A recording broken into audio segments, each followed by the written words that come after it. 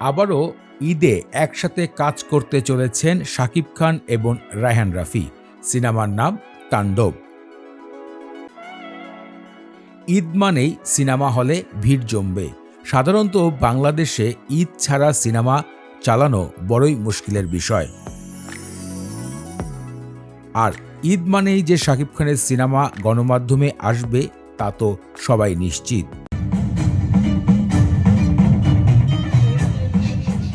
কারুর সিনেমা চলুক বা না চলুক, বাংলাদেশে এবং ওপার বাংলায় একমাত্র সুপারস্টার চোখে পড়ার মতন রয়েছে শাকিব খান। বাংলাদেশের গণ্ডি পাড়িয়ে এবার কলকাতায় তার নাম লিখিয়েছেন। বর্তমান সময় বলিউডেও বিরাজ করছেন শাকিব খান। গত ঈদে রায়হান রাফির পরিচালিত তুফান সিনেমায় অভিনয় করে শাকিব খান নতুন করে প্রেজেন্ট হয়েছে সারা বিশ্বের কাছে। দেশ বিদেশে তার নাম ছড়িয়ে পড়ে। এ কোন সুপারস্টার!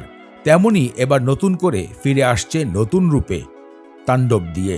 গত শনিবার ৩০শে নভেম্বর গণমাধ্যমে জানা গিয়েছে পরিচালক সমিতির থেকে নামটি নিশ্চিত করা হয়েছে। এ বিষয়ে গণমাধ্যমে কথা বলেছে এফডিসির পরিচালক মহাসচিব শাহিন সুমন। তিনি বলেন, গতকাল সিনেমার নাম নিবন্ধন করা হয়েছে, সেটির নাম তাণ্ডব।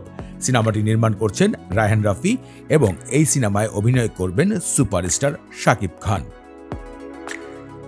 ইতিমধ্যে গণমাধ্যম ফেসবুকে এই বিষয় নিয়ে একের পর এক আলোচনা শুরু হয়ে গেছে। সবাই আশা করছে আবারও একটি ব্লাস্টিং সিনেমা দেখতে চলেছে দর্শকেরা, কারণ রায়হান রাফির গল্প, ডিরেকশন অন্যরকম। আর সেখানে যখন বাংলাদেশের মেগাস্টার শাকিব খানকে দেখা যাবে তখন তো আর কথাই নেই। আবারও তুফানের মতন তুফান নিয়ে হাজির হবে তাণ্ডব সিনেমা।